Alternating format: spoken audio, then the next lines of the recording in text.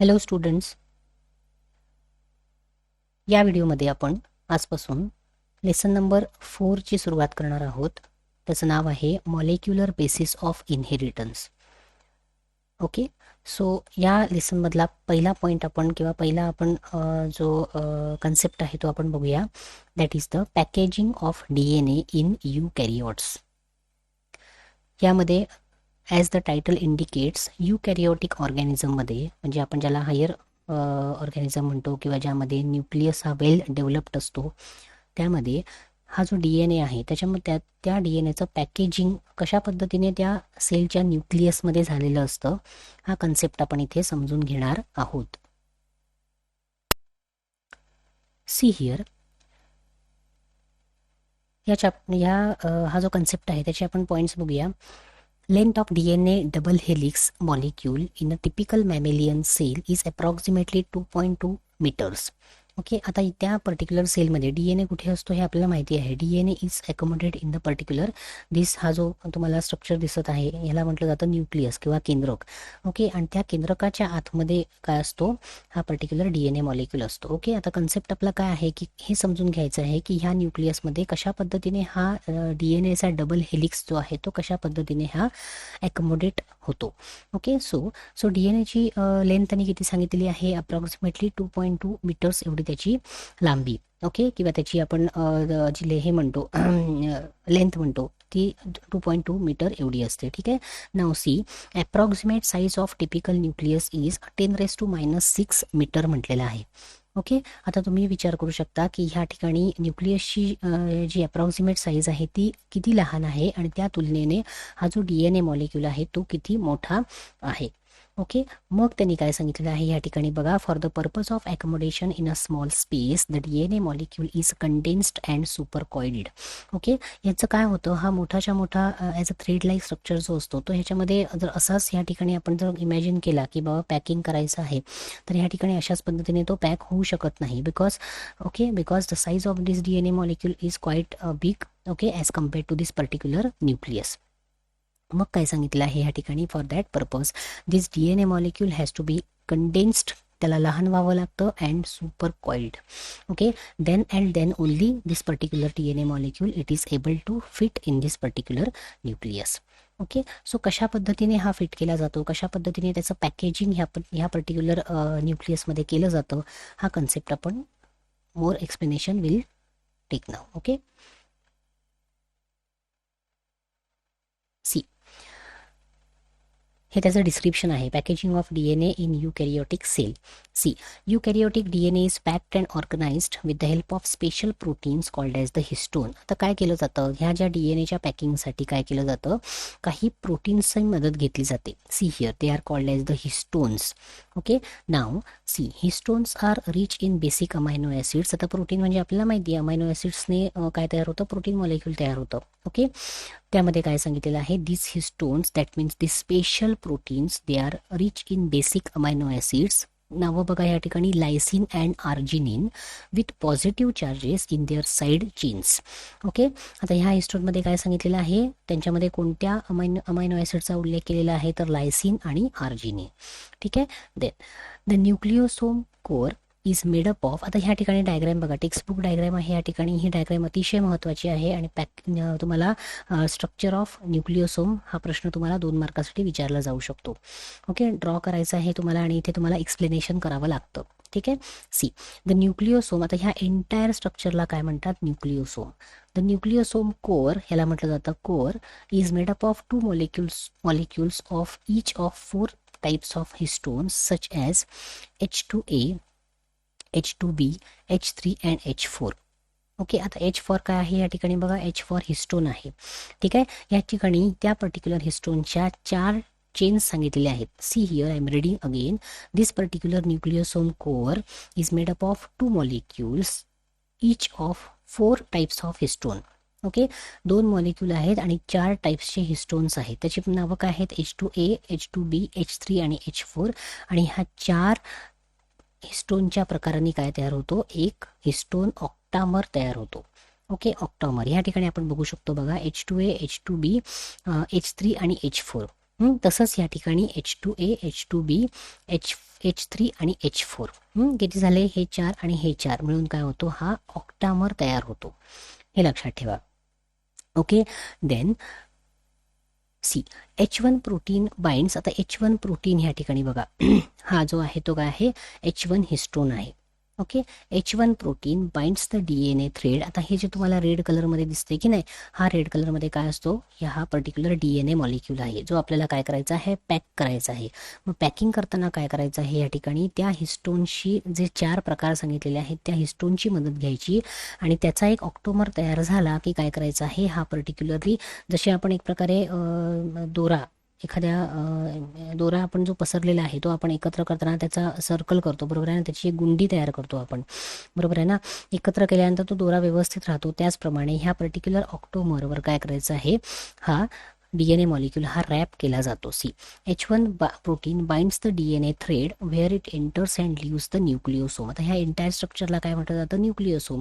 हा H1 protein काय करणार आहे, सी हिअर, हा H1 प्रोटीन जो तुम्हाला ग्रीन कलरमध्ये दाखवलेला आहे ह्याचं काय काम आहे की हा जो पर्टिक्युलर DNA मॉलिक्यूल आहे where it enters in this particular octamer, okay, and where it leaves this particular octamer. म्हणजे हे जे 2 स्पॉट आहेत त्यांना काय करतो, तो पॅक करतो, जेणेकरून हा जो घटक आहे, म्हणजे जशी आपण गाठ मारतो अगदी शेवटी, ओके, दोऱ्याची सूतगुंडी झाल्यानंतर आपण जशी गाठ मारून तो पॅक करतो गोळा, किंवा सूतगुंडी तुम्ही इमॅजिन केलीत राऊंड स्ट्रक्चरची, बरोबर आहे, ती कशा पद्धतीने घट्ट असते, ती हलत नाही. त्याप्रमाणे काय असतं, हा जो H1 प्रोटीन आहे तो पर्टिक्युलरली ह्या DNA मॉलिक्यूलला इथे घट्ट बाइंड करून ठेवतो.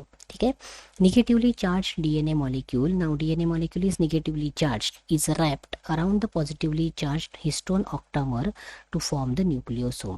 हे आहेत निगेटिव्हली चार्ज DNA मॉलिक्यूल आणि हे जे हिस्टोन ऑक्टामर आपल्याला दिसत आहेत 8, ओके, ते आहेत positively charge. Okay, so this DNA molecule is wrapped around this particular octamer to form the न्यूक्लिओसोम.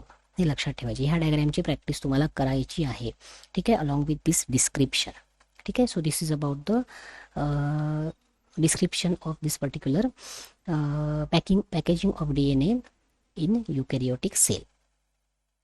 Then see here further आपण इन्फॉर्मेशन बघूया.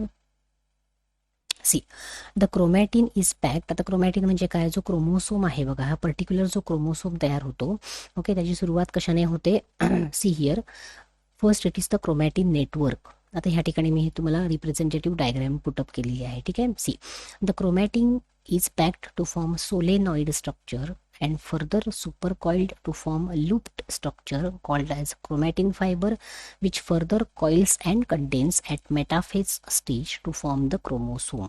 आता ह्या ठिकाणी महत्त्वाचा भाग बघण्यासारखा आहे. म्हणजे ह्या ठिकाणी बघा, आता परत एकदा मी एक्सप्लेन करते. हा DNA डबल हेलिक्स आहे, ओके, कम्पॅरेटिव्हली लेंदी, ओके, लांब आहे तो, बरोबर आहे. हा पर्टिक्युलरली आपल्याला काय करायचं आहे, संपूर्ण DNA मॉलिक्यूल कशामध्ये आपल्याला बसवायचा आहे, या ठिकाणी त्या छोट्याशा न्यूक्लियसमध्ये जर बसवायचं असेल तर ह्या ठिकाणी बघा त्याचं काय केलं जातं, कॉइलिंग केलं जातं. बघा ह्या ठिकाणी हे आपल्याला काय दिसत आहेत, हे स्टोन्स दिसत आहेत, like small balls. We can see here the structures. हे बघा, ह्या ऑक्टोमरचा हा एक न्यूक्लिओसोम तयार झाला, त्याला हे जे तुम्हाला दिसत आहेत ते काय झालेले आहेत, DNA मॉलिक्यूल हा गुंडाळलेला आहे या ठिकाणी. सो हा एक झाला तयार ऑक्टोमर, हा एक. सो असे असंख्य ऑक्टोमर तयार होऊन काय होतात सांगा, त्याची एक चेन अशी तयार होते. बघा या ठिकाणी तुम्हाला दिसते. And further it gets coiled and super coiled, coiled and super coiled, okay. आणि एकदम एंडला आपण काय बघू शकतो, ह्या ठिकाणी फर्दर सुपर कॉइलिंग होऊन आपला जो डिस्टिंग, हे सगळं जे आपल्याला दिसतंय त्याला म्हटलं जातं क्रोमॅटिन फायबर म्हटलं जातं, ओके. आणि त्यानंतर मेटाफेज स्टेजला, म्हणजे सेल डिव्हिजनच्या ज्या स्टेजेस आहेत, प्रोफेज, मेटाफेज, एनाफेज वगैरे, त्यातल्या मेटाफेज स्टेजला काय होतं, एक्झॅक्टली क्रोमोसोम मॉलिक्यूल जो असा पद्धतीने, जो स्ट्रक्चर आपण मागील लेसनमध्ये बघितलेला आहे, जो क्रोमोसोम तयार होतो तो आपल्याला अशा पद्धतीचा डिस्टिंक्ट त्या ठिकाणी दिसू शकतो. ठीक आहे, so this is the procedure from here up to here. त्याच्यामध्ये हे पर्टिक्युलर काय असतात सांगा, this nucleosome they plays an important role.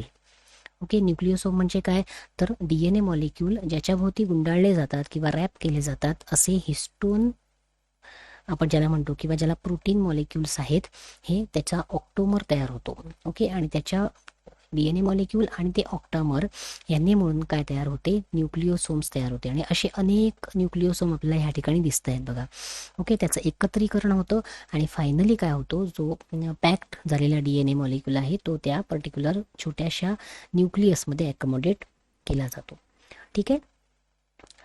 The packaging of chromatin at higher levels needs additional set of proteins that are called as non-histone chromosomal proteins. आता apart from काय सांगितलेलं आहे, packaging of chromatin at higher level needs additional set of proteins. जर higher लेवलला त्या ठिकाणी packaging करायचं असेल, कॉम्प्लेक्स ऑर्गॅनिझममध्ये असेल, तर त्या ठिकाणी काय सांगितलेलं आहे, along with this particular histone proteins there are additional प्रोटीन्सची आवश्यकता असते. त्यांना म्हटलं जातं non histone chromosomal proteins, that is the NHC. okay, non-histone chromosomal protein. So along with the histone proteins there are requirement of non-histone chromosomal proteins. So this is the note of packaging of DNA molecule in eukaryotic cell. Okay, keep in mind. Then we'll go further. Now see DNA packaging in prokaryotes. आता आपण lower ऑर्गॅनिझममध्ये येऊया. त्यामध्ये DNA packaging कशा पद्धतीने होतं. आता आपण युकॅरियोटिकचा अभ्यास केला, आता आपण प्रोकॅरियोटिक बघूया. त्याची नोट या ठिकाणी दिलेली आहे. Whereas eukaryotes wrap their DNA around the proteins called histones to help package the DNA into smaller space. Most prokaryotes do not have histones. आता प्रोकॅरियोटिक ऑर्गॅनिझम मध्ये मोस्ट प्रोकॅरियोटिक ऑर्गॅनिझम मध्ये हा हिस्टोन मॉलिक्यूल हा absent असतो. Okay, there is no presence of this particular histone molecules which is required for the DNA wrapping. लक्षात घ्या, जसं युकॅरियोटिकमध्ये आहे तसं प्रोकॅरियोटिकमध्ये नाही आहे. So this one way prokaryotes compress their DNA into smaller spaces is through the super coiling. मग त्यांच्याकडे एकच पर्याय असतो की जो डीएनए मॉलिक्यूल आहे तो काय करायचा आहे, सुपर कॉइल्ड करायचा. म्हणजे कॉइलिंग कॉइलिंग कॉइलिंग असं अनेक वेळेला कॉइलिंग होऊन तो लहानात लहान करायचा, त्याचं सुपर कॉइलिंग करायचं. आणि त्यानंतर आपण ह्या ठिकाणी बघू शकतो थ्रेड लाईक स्ट्रक्चर. ओके, ह्या ठिकाणी आतमध्ये अकोमोडेट होतो. ओके, यामध्ये कुठेही आपल्याला डिस्टिंक्ट न्यूक्लियस दिसत नाही. त्या this nucleus is under developed condition in prokaryotes. त्याला आपण न्यूक्लिओइड असं म्हणतो, बरोबर आहे ना. आणि ह्या ठिकाणी आपल्याला काय दिसतो, हा डीएनए कशा पद्धतीने एकत्रित करून त्याचा जे दोरे आहेत म्हणजे थ्रेड लाईक स्ट्रक्चर आहे ते सुपर कॉइल्ड करून ह्या ठिकाणी पॅक केले जातात. This is the prokaryotic structure representative diagram. Okay, see DNA in prokaryotic cell. In prokaryotes DNA is organised in larger loops and is held by proteins in nucleoids. Nucleoid आहे हा, बरोबर आहे. त्या ठिकाणी कुठेही न्यूक्लियस नसतो. सो न्यूक्लिओइडमध्ये काय सांगितलेलं आहे, DNA is organised in large loops. Loops म्हणजे काय, लोब लाईक स्ट्रक्चर. पुढे आपल्याला बघायला मिळणार आहे ते लोब लाईक स्ट्रक्चर करून या ठिकाणी त्याचं पॅकेजिंग केलं जातं. सी या ठिकाणी आपण बघूया डीएनए पॅकेजिंग इन प्रोकॅरियोट्स. ही डायग्राम कसं, हे जे रिप्रेझेंटेटिव्ह तुम्हाला जे फ्लोचार्ट दाखवलेला आहे तो टेक्स्टबुकमधला आहे. ह्याची सुद्धा प्रॅक्टिस तुम्हाला करणं आवश्यक आहे. डीएनए पॅकेजिंग इन प्रोकॅरियोट्स या ठिकाणी आपण बघू शकतो हा कसा आहे, circular unfolded chromosome. Okay, first stage या ठिकाणी आपल्याला कसा आहे तो दिसतोय. ओके, देन सी बी मध्ये काय होतंय, सी 350 मायक्रॉन एवढी त्याची काय आहे लेंथ आहे. Then folded chromosome actually 40 to 50 loops. आता या ठिकाणी 5 ते 6 दाखवलेले आहेत, पण असंख्य यामध्ये हा जो सर्क्युलर स्ट्रक्चर आहे याचं काय मध्ये केलं जातं, लूप्स म्हणजे लोब लाईक स्ट्रक्चर ह्या ठिकाणी असं फोल्डिंग ह्या ठिकाणी घडवून आणलं जातं. आणि अराउंड 40 ते 50 असे लूप्स त्या ठिकाणी काय केले जातात, तयार केले जातात. जेणेकरून काय केलं जातं बघा, ह्या ठिकाणी 350 मायक्रॉनची जी हे होती लेंथ होती ती अक्षरशः या ठिकाणी 30 मायक्रॉन या ठिकाणी झालेली आहे. ठीक आहे. Okay, then RNA.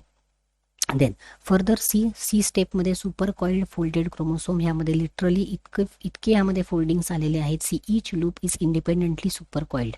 हा जो तुम्हाला प्रत्येक ह्या ठिकाणी लूप दिसतोय त्यामध्ये त्यानंतर काय केलं जातं, सुपर कॉइलिंग केलं जातं, जेणेकरून त्याची लेंथ जी आहे ती अजून लहान व्हावी. 2 मायक्रॉन झालेली आहे बघा.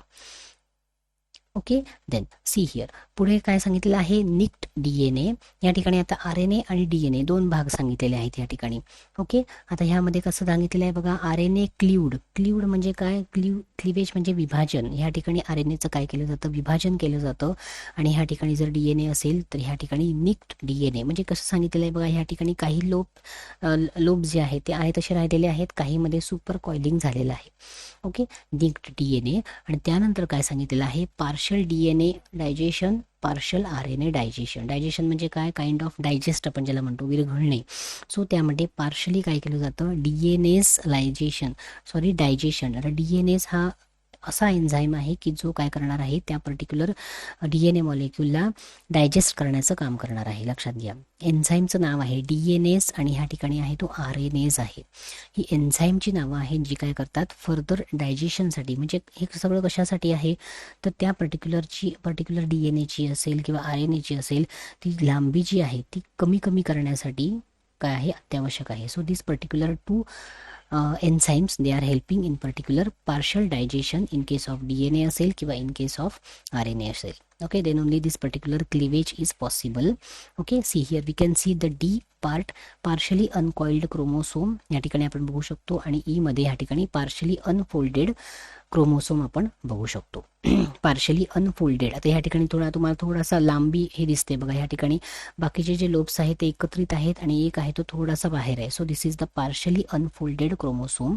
आणि ह्या ठिकाणी आपण बघू शकतो बघा, पार्शली अनकॉइल्ड क्रोमोसोम. ह्या ठिकाणी हे दोन आहेत ते कॉइल्ड झालेले नाही आहेत, बाकीचे आपल्याला कॉइलिंग दिसतात. So this is partially uncoiled chromosome. आणि ह्यासाठी हे जे पार्शल थिंग आहे त्यासाठी कोणाची गरज असते, DNase अँड RNase. ठीक आहे. So this is about the DNA packaging in prokaryotes. Okay, अतिशय सोपा असा कन्सेप्ट आहे आणि एक्झाममध्ये विचारला जाऊ शकतो असा हा कन्सेप्ट आहे. DNA पॅकेजिंग आणि DNA packaging in prokaryotes, DNA packaging in eukaryotes. Okay, so keep in mind, ह्या ज्या डायग्रॅम आहेत, ही एक डायग्रॅम आणि त्यानंतर वरती जी दिलेली आहे डायग्रॅम ही रिप्रेझेंटेटिव्ह डायग्रॅम आहे, ही एक डायग्रॅम. ह्या दोन्ही डायग्रॅमची तुम्हाला प्रॅक्टिस करायची आहे. ठीक आहे. उद्या आपण त्याच्याबद्दल थोडीशी तुम्हाला मी हा जो व्हिडिओ आहे तो नीट बघा. Okay, watch it very carefully. Tomorrow I am going to ask you the questions based on this particular video, based on this particular concept, that is packaging of DNA in eukaryotes and in prokaryotes.